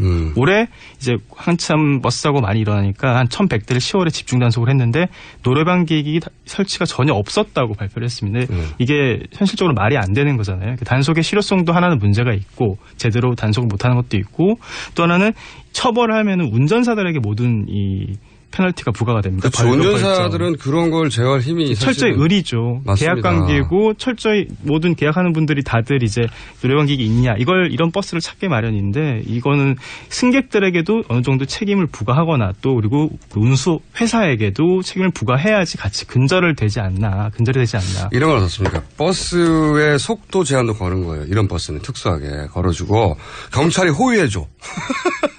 호위해주고 저는 제 포인트는 무슨 말씀인지 알 것 같아요. 기자님의 포인트는 알겠어요. 이게 위험하다는 거고 위험한 걸 권장하면 안 된다. 포인트 알겠는데 저는 위험한 게 포인트가 아니라 사람의 이런 욕망은 때려잡는다가 없어지지 않기 때문에 더군다나 그 욕망의 수준이라는 게 너무 서민적이고 1차원적이고 이 정도도 못 풀어주면 사회적인 다른 데로 가요 또 불만은. 그러니 이게 정말로 버스가 전 얼마인지 모르겠는데 얼마나 많은 버스가 그렇게 하는지 모르겠는데 그렇다면 차라리 양성화돼 법 테두리 안에 가두는 앉아서만 노래를 불러라든가 그리고 방음벽을 확실히 쳐준다든가 운전 그리고 사람들이 이랬을 때는 한 명 정도 왔다 갔다 하는 건 상관없으니까. 한 명도 안 되죠. 원래 안 되는데 위해서는 그럼 좋습니다. 한 명도 안 돼. 이거는 저희가 평행선을 달려서 이게 전혀 이 합의점을 찾기 힘들 것 같고요. 물론 이게 될 거라고는 생각하지 않아요. 지금 우리나라 각가지 상상력으로 예를 들면 이런 거 있거든요. 이거 우리나라는 절대 적용할 수 없는 일인데 예를 들어서 대마초가 문제가 돼요. 그러면 유럽에서는 그 사람들을 때려잡는 게 능사가 아니라 치료가 목적인데 확 끊어서 안 된다. 그럼 국가에서 공급해주는 정책도 만든단 말이에요. 상상이 불가하는 정책이죠. 그러니까 그런 대마초 같은 경우에는 그 개인이 대마초를 피느냐 안 피느냐 이런 문제일 수 있지만 이 교통사고 같은 경우에는 주변을 달리는 다른 차량이 이 버스 사고로 인해서 피해를 볼 수 있고 사람 그러면 레일을 따로 만듭시다. 이 버스만 가는 레일을. 버스 안에 단독 레일 하나 만들어서 자 제가 얼토당토하는 억지를 부리는 것 같지만 그러니까 그 접근 방식을 좀 달려야 하는 거죠. 네. 사람을 때려잡고 단속하고 못하게 하고 하는 방식으로 과연 얼마나 많은 일들을 해결할 수 있었냐. 저도 물론 이게 단속이 능사는 아니라고 생각을 하고요. 자연스럽게 문화가 바뀌어야 된다고 보는 부분이고요. 뭐 벌금을 부과하고 경찰 인력도 낭비잖아요. 그런 차를 잡고 다닌다는 게 이런 문화가 서서히 바뀌어가는 게 중요하다고 생각을 하는 겁니다. 맞습니다. 근데 그 문화는 단속으로 바꿀 수는 없어요. 그러니 구멍을 뚫어줘야 된다. 그리고 법이 관리할 수 있는 범주 내에서 그 구멍을 뚫어주고 이런 상상력의 방향을 바꿔보는 게 어떤가 이런 제안입니다. 그게 꼭 이 버스뿐만 아니라 전방위로 적용되는 것 같아요. 저는 실제 우리나라에서 만약에 지금과 같은 우리나라 분위기에서 마약 사범을 붙잡는데 아니 국가가 마약을 대줘? 말도 안 되는 거예요. 뭐 그 사람 한 사람 개인이라고 말씀하셨는데 그 사람이 하면 가족이 마약을 하고 그 친구들이 마약하고 사회 전체가 마약이 되는 거지. 이렇게 발상하는 게 한 가지 방향이고요. 정반대로 접근해서 이 사람을 치료를 하자. 사람을 살리자. 벌을 주는 게 아니라 이렇게 접근하는 거란 말이죠. 완전히 다른 방식인데. 같은 방식으로 접근을 하면은 꼭 그렇게 이 스트레스를 해소를 하는 분들을 다른 방식으로 조금 계도하거나 다른 방식으로 유도할 수도 있는 거예요. 물론 그렇습니다. 제 접근 방식을 하는데 꼭 이기고 싶어 하시네요. 좋아요. 자, 그러면 동아일보 박선민 기자가 여기서 잘 대처하고 잘 논리를 폈다. 그리고 본인의 주장을 논리정연하게 전개하였다. 저는 이렇게 생각하고요. 제 주장도 이해는 하시죠? 요지는. 참고하겠습니다. 네. 본인이 참고하실 필요는 없고요. 왜냐하면 본인은 이 정책을 필 수 없기 때문에. 하지만 다음 기사를 쓸 때는 그런 방향도 한번 고민해 달라는 거죠. 예. 법은 못 바꾸시더라도 좀 발상을 전해보는 방법이 없냐. 발상 전환까지는 힘들겠지만 다양한 의견은 좀 수렴을 해보겠습니다. 알겠습니다. 고집 되겠어요? 자, 그래서 기자하는 거죠. 동아일보 박성민 기자였습니다. 감사합니다. 네.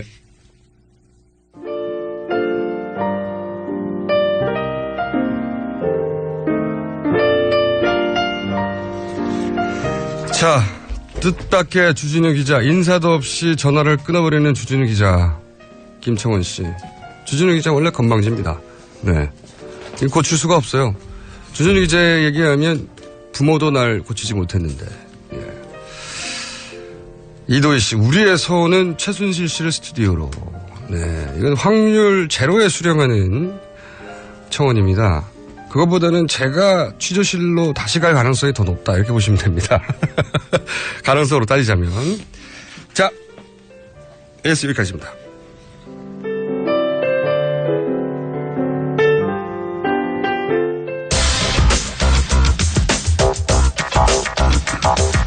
과학하고 앉아있네. 이 코너 재미없어 하시는 분들 물론 있고요. 네. 이 코너에 열성 팬도 생겼고. 네. 네, 원래 과학이란 분야가 그렇긴 하죠. 모두가 좋아할 수는 없는데 본인 소개해 주십시오. 네, 안녕하세요. 저 과학하고 앉아있느라는 팟캐스트 진행하는 파토 원종우입니다. 반갑습니다. 네, 저희가 오늘은 주제를 이걸로 드렸어요. 우주의 기운은 과연 있는가? 우주의 기운은 과연 있는 것인가? 우주 얘기가 너무 많이 나와가지고 네. 저는 다른 방에서. 근데 이제 우주의 기운 얘기하잖아요. 네. 자, 과학적으로 우주의 기운이 있냐 이거죠. 일단 뭐 사회적으로는 밝혀졌잖아요, 그죠? 사회적으로는 우주의 기운이 아니라 실체가 예, 샤먼의 기운이었죠. 예. 그래서 뭐 굳이 제가 얘기를 할 필요가 있나 생각을 하다가 기운이라면 뭘까? 기운하면 또 힘으로 번역할 수도 있잖아요. 그렇죠. 그죠? 기운센. 예. 네. 그래서 우주의 힘에 대해서 좀 얘기를 해보려고요. 우주의 힘. 네. 우주라는 게 이제 우리가 사는 이 세상 전체를 말하는 건데. 우주의 힘. 우주에 작용하는 힘들. 그렇죠. 네. 중력, 예를 들면. 예, 제일 먼저 생각하는 게. 네, 중력.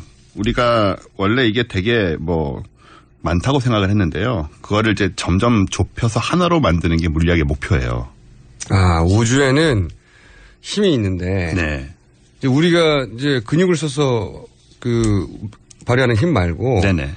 우리가 아무 짓도 하지 않아도 우주에는 작용하는 힘이 있다. 근본적인 힘들. 근본적인 힘이 네네. 있다. 최근 물리학의 목표 중에 하나는 그 힘들이 뭐가 있는지 밝히고 그리고 그 힘을 하나로 설명할 수 있는 방법이 없을까. 그렇죠. 하나의 방정식으로 풀이한다가 정답이겠죠. 물리학에서는. 그걸 저의 얕지만 다방면의 지식으로 볼 때 통일장 이론이라고 하지 않습니까?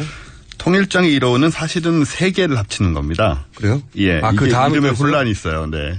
통일한다고 통일장 이론 아니에요? 일단 힘의 종류는 어떻습니까? 힘의 종류부터 얘기를 드리면 일단 중력이 있고요. 중력하고 전자기력이 우리 일상에서 작용하는 힘입니다. 중력, 전자기력, 네. 전기력, 자기력을 의미하는 거죠. 네, 전기력, 자기력이. 중력은 뭐 우리 알잖아요, 중력. 네, 중력. 네, 예, 그렇게 뭐 이렇게 무거운 거. 네, 중력 무거울 죽지 아니겠습니까? 네, 그러니까 무거운 거 들면 무겁고. 물체가 질량이 있으면 둘 사이에는 중력이 있다 이런 거잖아요. 그렇죠. 이게 옛날에 이제 만유인력이라고 우리가 많이 했는데요. 뉴턴 씨가 같은 거예요, 이게. 뉴턴 씨가 발견한 거죠. 네. 같은 건데 이제 옛날에 만유인력 시절에는 질량이 있는 물건은 서로 이유는 모르지만 끌어당긴다고 했었죠. 사과가 떨어진 걸 보니. 그렇죠. 이게 발상의 전환이거든요. 사과는 당연히 높은 곳에서 낮은 곳에 떨어진 거 아니야? 이게 아니라 지구가 사과를 당겼네? 이렇게 본 거란 말이죠. 그렇죠. 네. 물론 그것도 이제 뻥이라는 설이 지배적이긴 합니다만은 네. 뉴턴이 지어낸 얘기라는 그 에피소드는 대부분 뻥인 경우가 많아요. 네, 그런 건 되게 거짓말이더라고요. 네. 어쨌든 물질끼리 잡아당기는 힘이라고 생각했는데 이게 이제 아인슈타인에 가서는 물질끼리 잡아당기는 힘이 있는 게 아니고 질량이 있는 물질 주변에 시공간이 휘어진다로 바뀌었어요. 이게 지금 여기서부터 어려워지는 거예요. 더 깊이는 안 들어갑니다. 무거운 물체끼리 당긴다도 사실은 직관적으로는 이해가 안 되지만. 그렇죠. 우리가 이제 사과 두 개를 놓으면 저절로 안 당겨지잖아요. 안 당겨지죠. 그때도 중력은 있다. 네. 너무 작아서 그런 거지. 근데 지구 정도로 커지면 엄청난 중력이 생기고. 그렇죠. 그래서 우리가 지구가 붙어 있는 거다. 네. 지구가 당겨서. 네. 여기까지는 대충 이해할 수 있었어요. 그나마. 근데 공간이 휘는 거다. 이래버리면 관심을 끊게 됩니다. 공간이 휘는 거다. 그 문지방만 넘으시면 이게 세상에서 제일 재밌는 것 중에 하나거든요. 네. 그 예. 문지방을 넘기려고 지금 이런 팟캐스트를 하시는 건데. 그렇죠. 예. 그러니까 요즘은 중력이 무거운 길이 땡긴다가 아니라 공간이 휘는 거라고 지금 그렇죠. 네. 설명한답니다. 네. 시공간이 휘는 것이고 그쪽으로 이제 물건들이 이제 끌려 들어가는 겁니다. 휘어졌기 때문에. 휘어졌기 때문에. 그러니까 담요 팽팽하게 당겨서 그 위에다가 뭘 얹어놨다고 생각하시면 돼요. 푹 들어가죠. 그렇죠. 굴러 들어가는 거죠. 네. 그런 개념입니다. 네. 중력이. 그러니까 아인슈타인은 발상을 또 한 번 바꾼 거죠. 아인슈타인은 정말 천재죠. 이걸 혼자서 해냈으니까. 그러니까 그것도 실험이 아니라 머리로. 이 상상 실험을 해냈다는 게 이런 사람들은 정말 어떻게 하면 좋아요. 이런 사람은 진짜 뭐 10세기 한번 나올까 말까 한 천재 중에 하나인데 상상을 한 다음에 그거를 계산으로 증명해서 실험으로 확인한. 그리고 나서 그때 당시만 해도 이 사람이 무슨 말을 하면 아무도 못 알아듣다는 거. 못 알아들었죠. 네. 지금도 거의 못 알아들어요, 사람들이 잘. 네, 지금은 못 알아듣는데 이게 한때 상대성 이론이 뭐 세상에 이해하는 사람이 3명밖에 없다 이런 말이 있었는데요. 네. 지금 한 30만 명은 될 겁니다. 100년이 지났는데. 네. 우리가 그렇게 정확하게 이해하는 사람이. 네. 네. 우리가 그렇게 바보여서는 안 되잖아요. 그 다음에 전자기력이 있는데요. 그 30만 명 외에 포함됩니다, 제가. 네. 괜찮습니다. 나머지 뭐 70억 가까이 있으니까. 외롭진 않아요. 네. 전자기력은 원래 전기력하고 자기력이었어요. 따로따로였죠. 그렇죠. 네. 이게 이제 19세기 말에 맥스웰에 의해서 합쳐지는데요. 그 유명한 맥스웰. 네. 수학적으로 합쳐지고 이런 거는 뭐 어렵거니와 저도 설명하기 힘들고 일단 이걸 생각하시면 돼요. 발전기. 네. 발전기라는 거는 자석 안에서 코일을 돌리거나 코일 안에서 자석을 돌리잖아요. 그렇죠, 그렇죠. 한마디로 자기력을 전기력으로 변환할 수 있는 겁니다. 그렇죠. 그러면 같은 의미예요. 네. 예. 전기와 자석이나 전선에 흐르는 전기가 따르는 줄 알았더니 그렇죠. 하나로 설명할 수 있더라. 그래서 전자기력이라고 붙은 거죠. 네. 반대는 이제 전자석이 있죠. 전기를 가지고 자석을 만든다. 네네. 그래서 하여튼 그게 합쳐졌다 이제는 그거는. 네. 예전엔 따로따로의 힘인 줄 알았더니 합쳐졌고 그래서 그거를 전자기력으로 부른다. 그렇죠. 자, 그다음에 이것만 좀 더 설명을 드리면요. 전자기력이 그러니까 원자를 구성하고 있는 힘이에요. 전하를 띤. 예. 네. 원자, 그런 것도 아시고. 제가 여기 말하고 놀랐어요, 저도. 설마 예습을 하고 오시진 않죠? 저는 그런 성격이 뭐죠? 그러니까. 제가 알거든요. 이게 전하를 띤. 네. 네, 전하를 띤, 이제 마이너스 전하를 띤 전자가 플러스 전하를 띤, 양성자가 있는 원자핵을 돌고 있잖아요. 네. 그걸 붙여 이렇게 돌게 만드는 힘이 전자기력입니다. 크게 생각해 보시면 지구 주변에 달이 돌지 않습니까? 네. 똑같아요. 그런 힘이 이 원자 단위로 줄여서 생각해 보시면 되는 거죠. 네. 예, 엄밀하게 말하면 똑같진 않지만 똑같은 건 똑같이 보이죠. 도니까. 네, 비슷하게 보입니다. 예. 그래서 뭐가 문제냐면은 이게 재밌는 게 원자핵하고 전자하고 사이에 빈 공간이거든요, 전부. 네. 엄청나게 넓은 허공이 있어요. 네. 그 크기를 비교해 보자면? 크기를 비교해 보자면은 원자핵을 서울시청의 농구공으로 놓으면 전자는 수원에 있는 먼지 하나입니다. 그렇게 멀리 떨어져 있는. 중간에 허공인 거죠, 다. 네. 아무것도 없는. 그 사이에 어떤 힘으로 잡아당기냐. 그 전자기력이 이걸 이제 힘을 채워줌으로써 우리가 예를 들어서 땅바닥으로 그냥 땅을 뚫고 떨어지지 않는 겁니다. 사실은 대부분 허공이기 때문에 우리가 물체를 만진다고 하고 만지고 있는 게 아니거든요.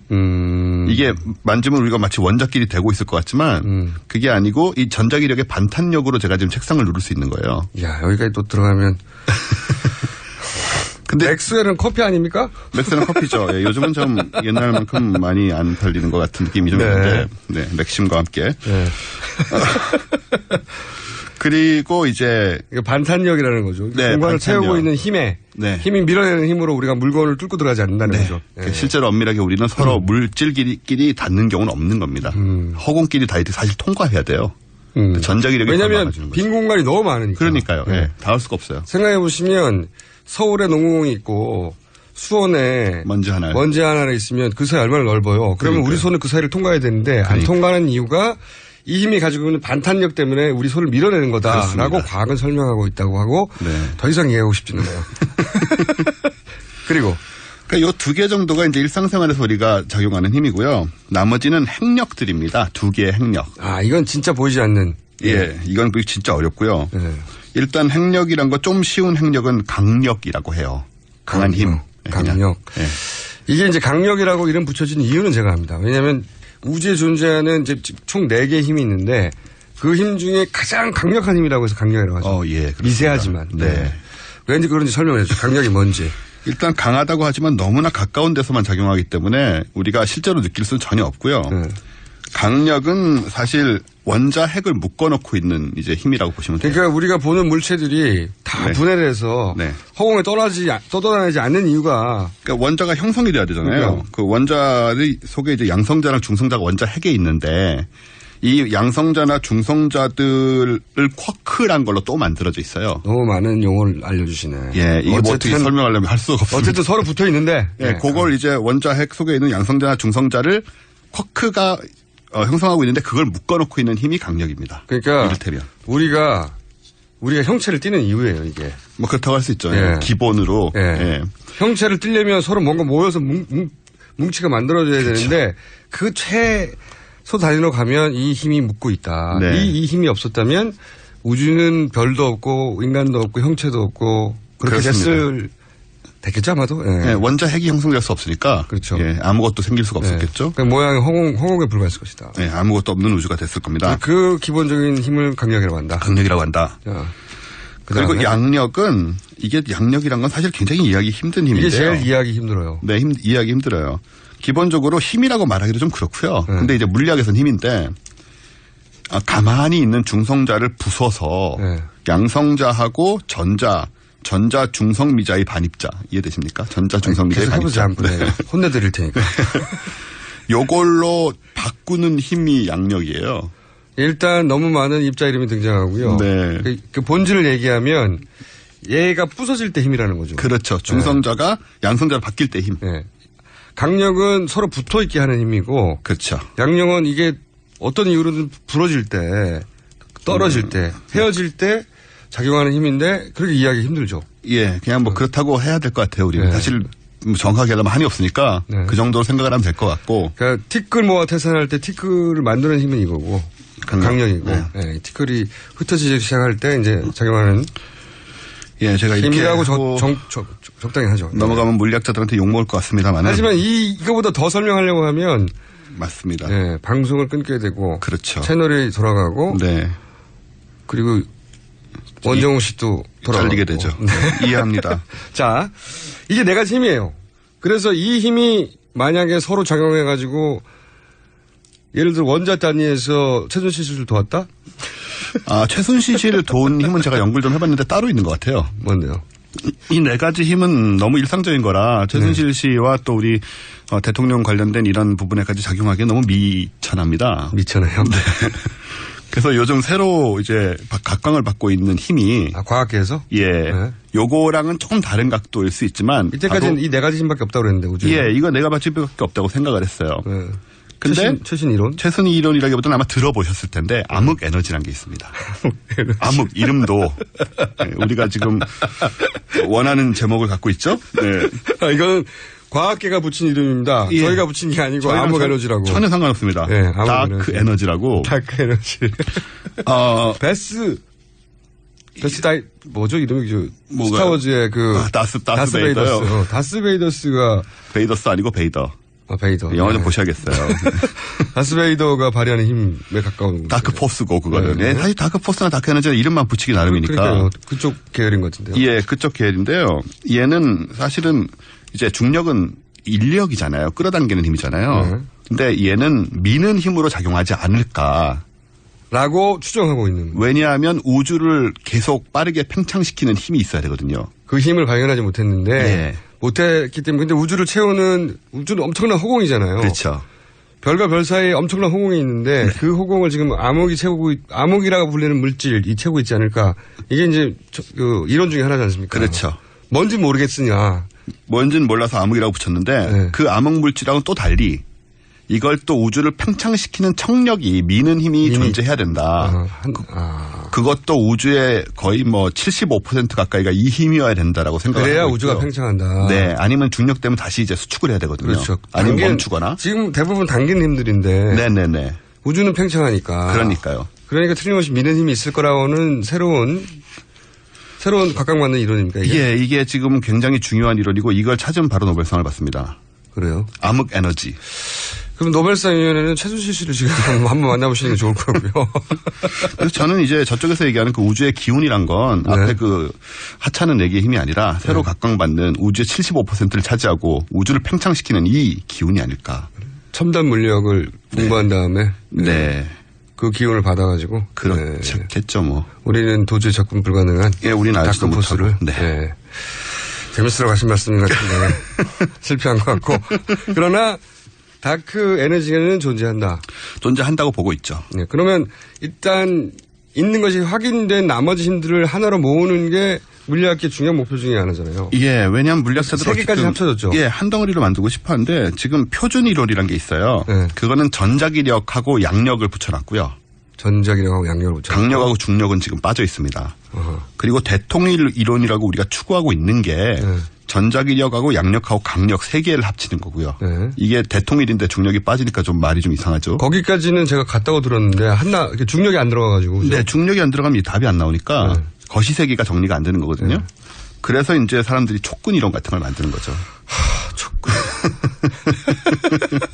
여기서 촉근이라는 건 진짜 끈이에요, 끈. 진짜 끈이에요. 네. 왜 우리가 초사이언, 뭐 할 때 그런 초끈이라는 거죠. 네. 엄청 작은 끈이죠. 얘가 이제 진동함으로써 물질과 에너지가 다 만들어진다는 이론이 촉근 이론인데 수학적 개념에 가까워서 사실 이 촉근이라는 건 너무 작아서 현미경으로 보는 것도 불가능하다고 생각이 돼서 여기까지 하겠습니다. 네, 검증이 안 될 것 같다. 원정우 씨였습니다. 저는 여기까지입니다. 내일 다시 뵙겠습니다.